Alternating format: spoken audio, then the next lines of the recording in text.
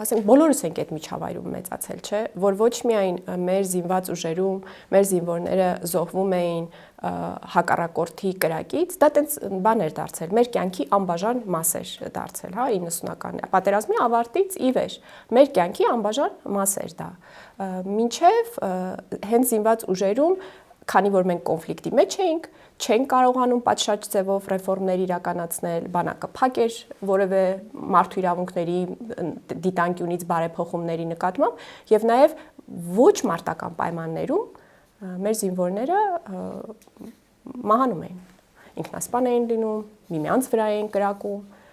սա էլ կոնֆլիկտի հետ մեծ կապ ուներ, որ մենք կոնֆլիկտի պատճառով չենք կարողանում օրինակ անդրադառնալ մեր զինված ուժերի բարեփոխումներին, դա էր խաղաղությունը։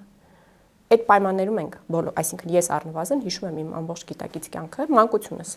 նաև այդ պայմաններում է անցել, դա է եղել իրենց պատկերացրած Ռոբերտ Քոչարյանն էլ էր պնդում անում, որ իր ղեկավարման տարիները ամենախաղաղն են եղել։ Իր ղեկավարման տարիները ամենաարյունալին են եղել,